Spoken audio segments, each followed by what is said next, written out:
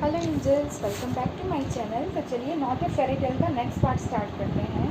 अब जो लंजन है वो वे विजन के साथ ना बेड में ही रहता है। जब उसे पता चल गया है कि वे विजन की मेमोरी वापस आ गया है तो वो अब ना रोज़ रोज़ नए नए तरीके से वे विजन को मतलब टॉर्चर करता है बेड में, और बेड चैम्बर में उनका 7 दिन गुजर जाता है।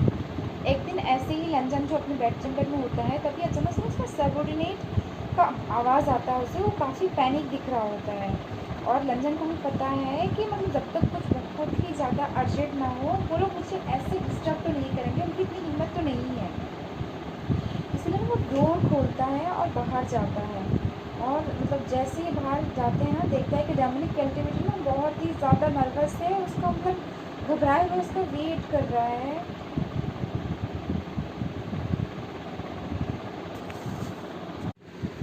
तो जो लंजन है ना वो दरवाज़ा खोल के उसे अंदर आ जाने का अंदर इशारा करते हैं, और जैसे ही वो डोमिनिक कल्टिवेटर जो है अंदर आता है, वो देखता है कि अंदर बेड चैम्बर के पर्दे के अंदर एक आदमी है।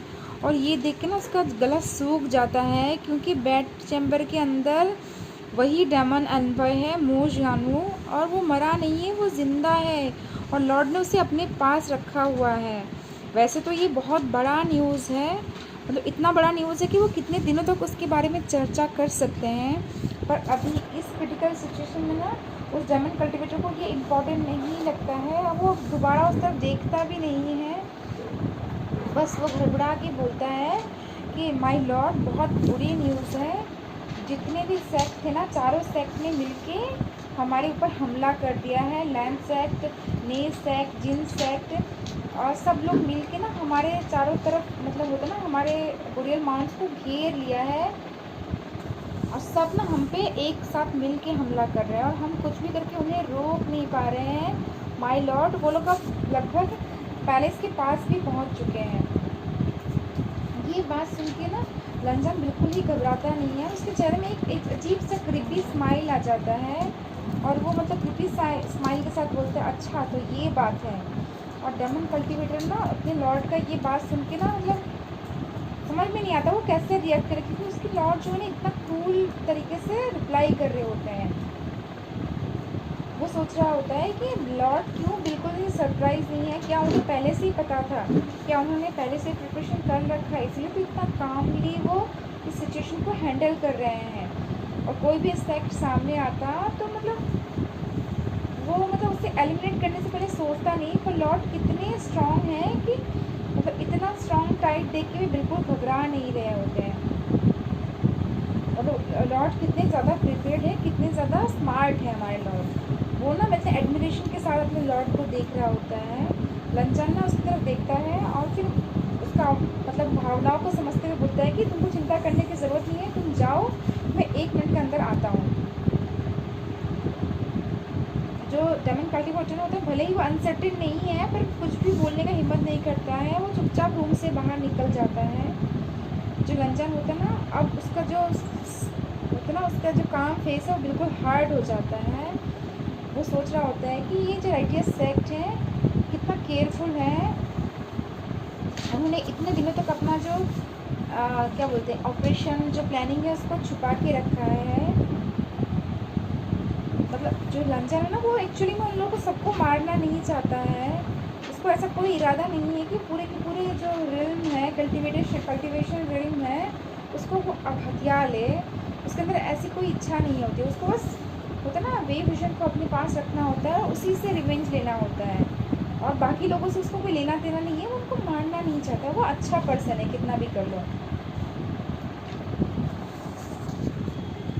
इसीलिए ना वो उन लोगों को मतलब उनके जो सेक्ट है उनको हथियाना नहीं चाहता है।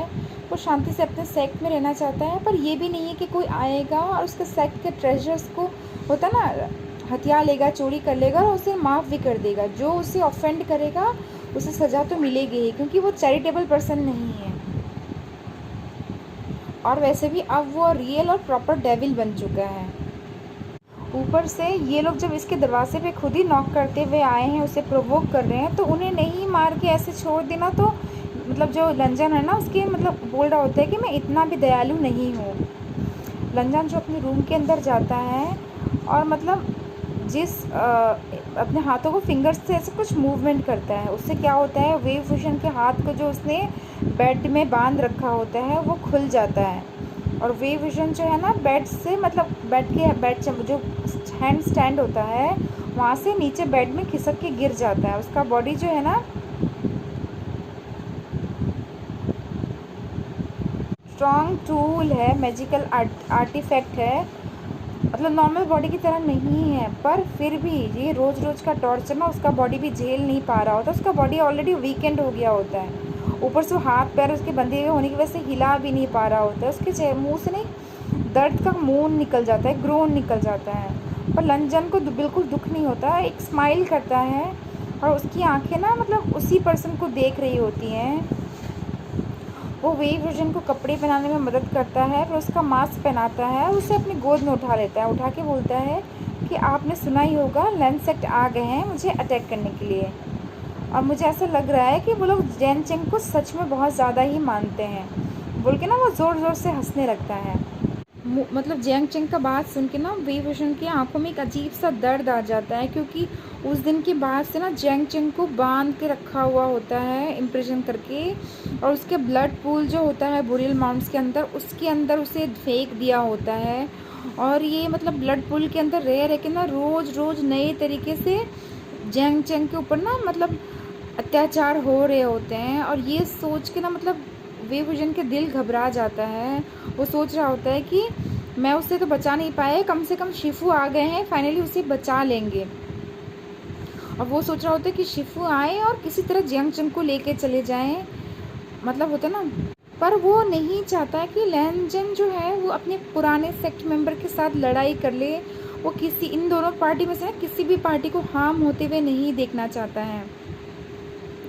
लंजन जो होता है वो वेव विजन के सिल्वर फेस मास्क होता है ना, उसको अपने हाथों से ऐसे थोड़ा सा फिट करता है, फिर बोलता है कि क्या आप उन दोनों को मिस कर रहे हैं, चलिए मैं आपका ख्वाहिश पूरा कर देता हूँ, मैं उनको एक बार मिलवा देता हूँ उनसे। और ये सुन के ना वेव विजन घबरा जाता है, वो प्लीड करके रिक्वेस्ट करके बोलता है कि नहीं, क्योंकि उसे पता है कि मतलब होता ना वो कितना भी प्लीड कर ले लंजन जो करना है करेगा, पर वो दिल से नहीं चाहता कि वो किसी से मिले और नहीं चाहता कि दोनों पार्टीज ना आपस में एक दूसरे को मार दें। पर लंजन जो होता है ना उसको कुछ ध्यान नहीं देता है। वो अपने मन के अंदर सोच रहा होता है कि वे विजन तुम अभी भी कितनी सारी चीज़ें हैं जिनको तुम अभी भी केयर करते हो, जियांग चैंग, तुम्हारे शीफू, लन किरण और तुम्हारे फॉर्मर सेक, तुम सबको इतना ज़्यादा केयर अभी भी करते हो इतने सालों बाद भी। और तुम्हें मेरे को बिल्कुल केयर क्यों नहीं आया, तुमने मुझे मतलब होता ना क्यों डिस्ट्रॉय कर दिया। तुमको दूसरों को इतना केयर करते हुए देख के ना मुझे मन कर रहा होता है कि मैं सारी चीज़ों को डिस्ट्रॉय कर दूं जिनको तुम प्रोटेक्ट करना चाहते हो, क्योंकि लास्ट में तुम सबके लिए खड़े स्टैंड ले सकते हो, पर मैं ही अकेला हूँ जिसका मतलब तुमने अकेला छोड़ दिया था। जो लंजन है ना सोच सोच के उसकी आंखों में ना नफरत बढ़ गया होता है। वो वेव ओशियन को गोद में लेके ना बाहर आ जाता है। डेविल पैलेस में ना ऑलरेडी एक मतलब एरे जो होता है प्रोटेक्शन एरे एक्टिवेट कर दिया होता है, पर बाहर से जो फाइटिंग और ये सब का आवाज़ ना आ रहा होता है। डेमन कल्टिवेटर्स और जो राइटियस कल्टिवेटर्स होते हैं ना वो आपस में बहुत ही ज़्यादा वायलेंटली बैटल कर रहे होते हैं। और जैसे एरे एक्टिवेट होते हैं ना कल्टिवेटर्स जो है ना वो धीरे धीरे नीचे गिर रहे होते हैं। पर मतलब जो होता है ना जो राइटियस सेक्ट ना वो इतने बड़े इतने लार्ज नंबर में होते ना कि वो जब एक साथ मिलके डेविल पैलेस पे हमला कर रहे होते ना तो उनके पावर से ना डेमन्स वीक हो गए होते हैं। उनके अंदर अजीब सा एक घबराहट होता है और बहुत ज़्यादा डरे होते हैं। उनके मन में सोच होता है कहीं हम भाग जाएंगे तो अपनी जान बचा लेंगे। पर जैसे वो देखते हैं कि लंजन जो है डेविल पैलेस के गेट में खड़ा है, उन्हें देख रहा है, तो वो थोड़ा शांत हो जाते हैं। और पर लंजन जो है ना बिल्कुल केयर नहीं कर रहा होता, उसे कोई फ़र्क ही नहीं पड़ रहा होता है अपने जो अंडरलिंग्स है उनके डेथ से। वो मतलब काफ़ी सारे लोगों को मरते हुए देखता है। उससे देख के ना वेव विजन को पेन फील रहा होता है, हेल्पलेसनेस फील कर रहा होता है, पर लंजन ना बिल्कुल इनडिफरेंट खड़ा होता है। ऊपर से राइटियस कल्टिवेटर्स होते हैं ना बिल्कुल अनस्टॉपेबल होते हैं। जैसे वो मतलब होता है ना कि मतलब वो इतना तेज़ी से हमला कर रहे होते हैं ना कि वो गेट तोड़ के अंदर पैलेस के अंदर ही घुस जाएंगे। और उसे देख के डेमन कल्टिवेटर्स ना बहुत ज़्यादा रेस्टलेस हो गए होते हैं। अगर डेविल पैलेस को ब्रीच कर दिया गया, उस पर हमला कर दिया गया, तो उनकी लाइफ का मतलब और कोई मतलब ही नहीं रहेगा, बस उन्हें यहाँ से भागना ही पड़ेगा।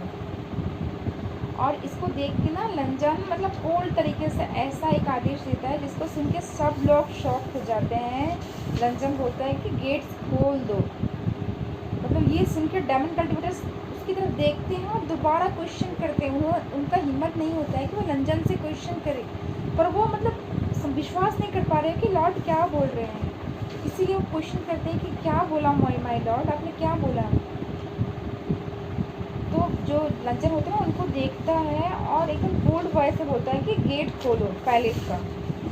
जो जो डेमन कल्टिवेटर्स ना वो घबरा जाते हैं कि उनको पता है अगर दरवाज़ा खोल दिया तो जो डाविस कल्टिवेटर्स हैं, जो राइटियस कल्टिवेटर, वो अंदर आ जाएंगे और वो सब मर जाएंगे। पर अगर दरवाज़ा नहीं खोला तो लॉर्ड उन्हें मार देगा, ये उन्हें पता है अच्छे से। और ऊपर से वो फाइनली मतलब दोबारा और लॉर्ड से क्वेश्चन नहीं कर सकते। इसलिए ना मतलब जो एक उसमें से एक डेमन होता है वो अपने दांतों को पीसता है और मतलब होता है जीवन का हार मानते हुए वो दरवाज़ा खोल देता है। जो राइटियस कल्टिवेटर्स होते हैं वो जो होता है ना वो एक्सपेक्ट नहीं कर पाते कि ऐसे ही दरवाज़ा अचानक से खुल जाएगा। वो बिना सोचे ही ना उसके अंदर चार्ज कर लेते हैं। और लंजन जो है ऊपर से देख रहा होता है कि जैसे वो अंदर घुसते हैं मतलब वो सबको देख रहा होता है और उसके चेहरे में ना अजीब से एक स्माइल होता है। और सब लोग ना बिल्कुल एक साथ मतलब अंदर घुस जाते हैं। सब अलग अलग कपड़े पहने होते हैं, अलग अलग रंग के मतलब होता है, अलग अलग अस्त्र लिए होते हैं, अलग अलग आर्टिफैक्ट्स लिए होते हैं। बहुत लोग एकदम भीड़ के साथ अंदर घुस जाते हैं। उन्हीं में एक एनवॉय ऐसा होता है जो सबसे अलग होता है, ठीक है। और वो फ्लाइंग जो एक क्या बोलते हैं डिस्क जैसा होता है उसके अंदर आ रहा होता है। उस फ्लाइंग डिस्क के अंदर एक हैंडसम सा आदमी बैठा हुआ होता है जिसने वाइट कलर के कपड़े पहने होते हैं, उसके वाइट हेयर होते हैं। और वो आदमी जो है ना वो उसको कोई फ़र्क नहीं पड़ रहा होता है बाहर क्या है। वो भले ही उस एनवॉय का पार्ट है तो ऐसा लग रहा होता है ना उससे कुछ फ़र्क नहीं पड़ रहा है।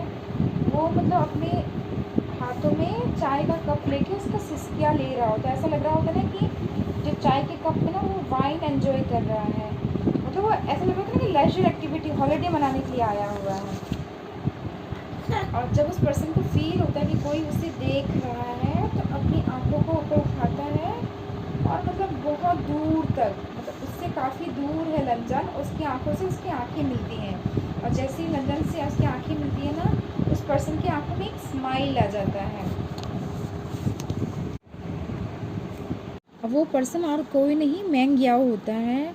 वो पर्सन सोच रहा होता है कि पूरी दुनिया को उससे फिर से दोबारा हथियाना है, पर वो इम्पल्सिवली एक्ट नहीं कर सकता है क्योंकि अगर उसने कुछ भी इम्पल्सिव एक्ट किया तो पूरे राइटियस सेक्ट जो है उसके खिलाफ हो जाएंगे। इसीलिए ना मतलब वो बिल्कुल शांत होके अभी कल्टिवेटर्स के साथ मिला हुआ होता है। और मतलब ऊपर से वो कितने हज़ारों साल से ऐसे ही डोरमेट की तरह पड़ा हुआ था और फाइनली उसे एक बॉडी मिली है, उसे एक लाइफ मिला है।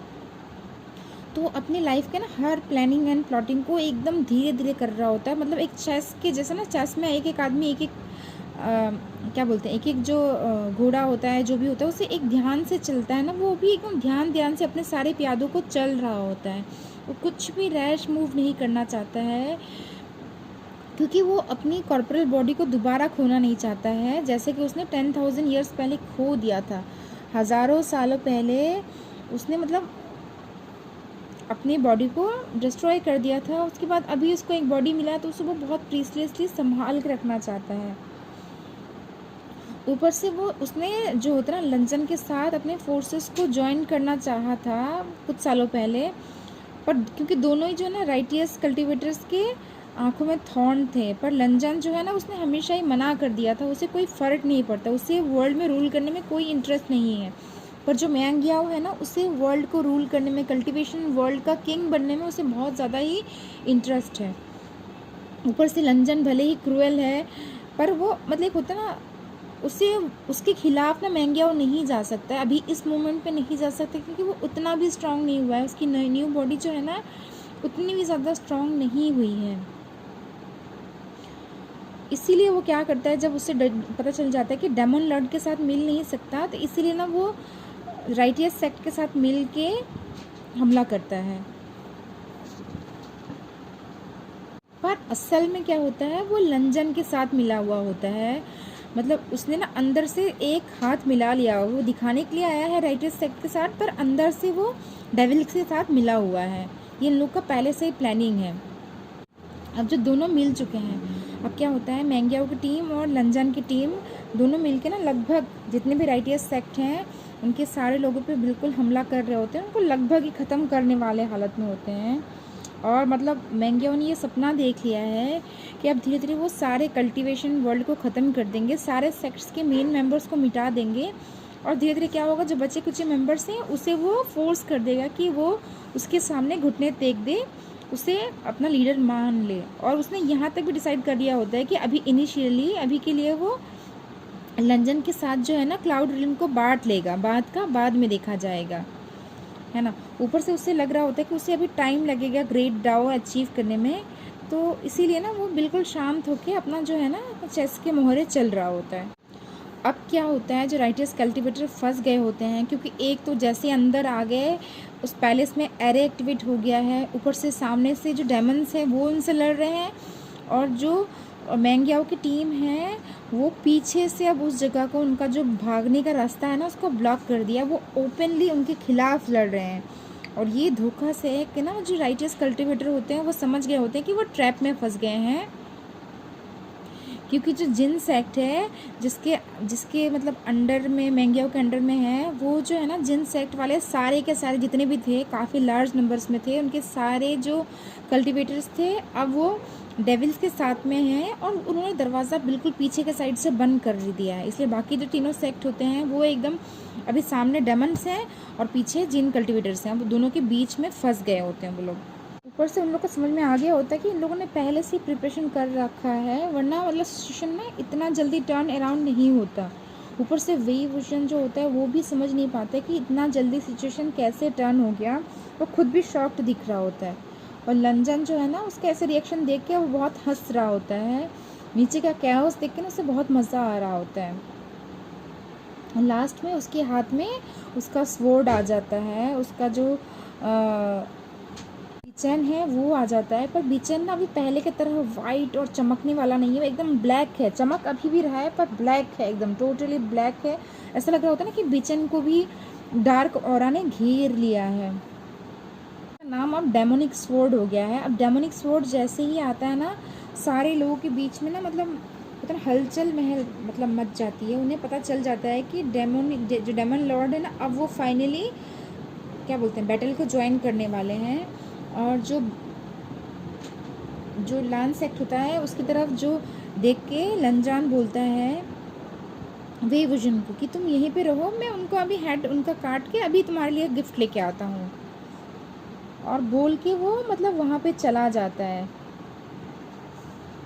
और कोई भी जो है ना लंजान का मैच नहीं होता है, क्योंकि जहाँ भी जाता है जो राइटियस कल्टीवेटर से वहाँ से भाग रहे होते हैं, और जल्दी ही वो लैंड सेक्ट के डिसिपल्स के सामने आ जाता है। ऊपर से लैंड किरण जो है वो अपने एंड ऑफ द लाइफ में है, क्योंकि वो ऑब्वियसली सेलेस्टियल रिल्म के एकदम पीक में कितने सालों से है, उसका ब्रेक थ्रो उसे नहीं मिल रहा है, और ब्रेक थ्रो नहीं मिलेगा तो मतलब उसका लाइफ वहीं पे ख़त्म हो जाएगा। तो उसे पता है कि उसका लाइफ इतने सालों से जब उसे ब्रेक थ्रो नहीं मिला है तो अभी उसको मिलने वाला नहीं है, इसलिए पता है इसका मृत्यु तो आने वाली है, पर अपने सामने अपने सेक्ट को बर्बाद होते हुए नहीं दे सकता है। इसलिए वो पर्सनली इनको लेके अपने डिसिपल्स को लेके आया है। उसे लगा था कि वो अपने यहाँ पे आएगा, डेविल को मारेगा और अपने जो डिसिपल है उससे बचा के ले जाएगा, पर उसके उम्मीद के खिलाफ यहाँ पे ऑलरेडी बहुत कुछ उल्टा फुल्टा हो गया होता है। वो चेस का गेम का ना हारा हुआ टीम में आ गया होता है। वो मतलब चेस की बाजी ना दो मतलब बोलते हैं क्या बोलते हैं 2 गेम में ही ऑलरेडी पलट गई होती है। और जो लैंड किरण ना वो अपने सेक्ट के डिसिपल्स को बिल्कुल मरते हुए नहीं देख सकता as a teacher, as a leader ना, मतलब होता ना उसके पास कुछ ऑप्शन नहीं होता है, इसलिए वो आगे बढ़ के जाता है और वे जो लंजन होता है उसके ब्लेड के साथ उसके जो बिचन है उसके साथ लड़ने लगता है। जो होता है ना उसे देख के पहचान भले ही जाता है ना, पर वो एकदम उसे देख के ना ऐसा बिहेव करता है कि उसे कुछ फ़र्क नहीं पड़ता है। रंजन अपने स्वॉर्ड से ज़ोर से हमला करता है लन किरण के ऊपर, और लैन किरण ना कुछ कदम पीछे हट जाते हैं। और ये देख के ना मतलब जो लैंस डिसिपल्स हैं वो बिल्कुल शॉक्ड हो जाते हैं कि उनके लीडर लैन किरण इतने पावरफुल पर्सन को मतलब ऐसे मतलब झटका मिला है। वो एक गॉड की तरह है जिन्होंने थाउजेंड्स ईयर जिया है। वो मतलब सेलेस्टियल रिल्म के पीक पे है, मतलब उनसे ज़्यादा पावरफुल शायद ही कोई होगा अभी कल्टीवेशन वर्ल्ड में। और ये उनको पीछे हटते हुए देख के ना मतलब उनका जो गला सूख जाता है, वो बिल्कुल घबरा जाते हैं। और वे विजन भी इसे देखता है, और मतलब वे विजन अपने मन के अंदर टाइगर सेल से बोल रहा होता है कि फाइनली वो घड़ी आ गई, अब मुझे अपना फेस दिखाना पड़ेगा बोल के ना वो मतलब जो टाइगर सेल उससे रिक्वेस्ट करता है कि मुझे हेल्प करो, क्योंकि ऑलरेडी मेरे को टॉर्चर कर दिया है इस बंदे ने, मेरे किडनीज वीक हो गए हैं, मैं अजीब सा दिख रहा हूँ, थोड़ा सा मुझे मतलब मुझे ठीक कर दो। और जो टाइगर सेल होता है ना फाइनली कंप्रोमाइज़ करता है, कुछ पावर्स ना वो वेव विजन के मतलब बॉडी में डाल देता है। उससे वेव विजन का कम्प्लेक्शन जो है ना थोड़ा सा इंप्रूव होता है, क्योंकि ऑलरेडी वो इतना टॉर्मेंट हो गया होता है ना, जेन्युइनली बहुत ज़्यादा वीक फील कर रहा होता है। वो चाहे तो उसको अपने आप को ठीक कर सकता था टाइगर सेल के पावर से, पर वो लंदन के सामने करना नहीं चाहता है, इसलिए उसने किया नहीं होता है। पर अभी ये टाइम है कि उसे थोड़ा सा स्ट्रांग बनना पड़ेगा, बल्कि वो टाइगर सेल के पावर से थोड़ा सा स्ट्रांग बनता है। उधर लंजन को देख के लग रहा होता है ना कि लंजन मतलब बिल्कुल ही एकदम स्ट्रांग तरीके से उसे अटैक कर रहा है। ऐसा लग रहा है ना कि वो लैन किरण के लाइफ को लेके ही रहेगा। वे विजन सोच रहा होता है कि वापस आने के बाद मैंने सोचा नहीं था कि मैं अपने शिपू को वापस देख। जब वो 5 साल के था उसके पेरेंट्स का डेथ हो गया था, उसके बाद वो होता ना वो सेक्ट में गया था, वहाँ पे उसके शिफू ने ही उसको शरण दी थी, उससे कल्टीवेशन करना सिखाया था। उसके बाद मतलब बर्थ फादर और मदर का जगह उन्होंने ना मतलब वे विजन का केयर किया था। और मतलब बोल सकें तो वे विजन का आखिरी रिमेनिंग जो लव्ड वन है वो शिफू ही है, उसके फैमिली मेम्बर की तरह है वो। तो वे विजन कुछ भी करके ना अपने शिफू को तो मरते हुए नहीं दे सकता है, इसीलिए वो क्या करता है, वो मतलब अपने डिटरमाइंड लुक के साथ अपने शिफू को बचाने के लिए अपने लास्ट स्पिरिचुअल आइटम को मतलब स्पिरिचुअल पावर को अपने अंदर बुलाता है, टाइगर सेल से पावर लेता है, और अपना जो होता है ना स्वॉर्ड में बैठ के उसकी तरफ जहाँ पे वो लड़ाई कर रहे होते हैं वहाँ पे उड़ के चढ़ाया जाता है। और वहाँ पे जाके वो लंजन का हमला जो है ना अपने ही स्वॉर्ड से रोकता है, क्योंकि वो भले ही मरना पसंद करेगा अपने शिफू को मरते हुए देखने से पहले, पर उसे मतलब लंजन जो है ना वेव विजन को मरते हुए तो देख नहीं सकता, उसने इतना मुश्किल से वेव विजन को लाया है। इसलिए जब वो देखता है कि सामने वेव विजन एंड मोमेंट में आ गया है ना, तो वो अपने स्वॉर्ड को उसके पावर को ना रोक लेता है। और जो स्पिरिचुअल फोर्स जा रहा होता है उस तरफ, वो मतलब ना किसी तरह से उसको रोकता है, पर थोड़ा सा जो है ना जो फोर्स की वजह से जो बेचैन है वो जाके वेव विजन से टकराता है, और टकराता भी है वेव विजन के फेस के पास टकराता है। और वेव विजन का जो फेस मास्क है ना वो 2 टुकड़ों में बट जाता है और गिर जाता है ग्राउंड में, पर वेव विजन को चोट नहीं लगती है। और मतलब लंजन ना उसके बाद कुछ नहीं करता है, वो अपने डार्क आइज़ के साथ बिना हमला किए वेव विजन की तरफ देख रहा होता है। अब जो है ना बाकी आसपास के भी सारे लोग नोटिस करते हैं कि एक कल्टीवेटर है वाइट रोब में सिल्वर मास्क में, मतलब जो उनके बीच में खड़ा है। और उन लोगों ने ना मतलब सबने ध्यान दिया होता है, डेमन्स में बोलो चाहे बाकी जो राइटर्स कल्टीवेटर, सबने ध्यान दिया हो कि ये पर्सन जो पहले जो डेमन लॉर्ड है उसके साथ खड़ा था, और उसको देख के लग रहा था कि डेमन लॉर्ड उसे काफ़ी फेवर करते हैं। तो पर उन लोगों को विश्वास नहीं हुआ कि एंड में वो जाके जो लैन किरण है उनको बचा लेगा, और मतलब अपना लाइफ को रिस्क करके वो डेमन लॉर्ड के आगे आ जाएगा।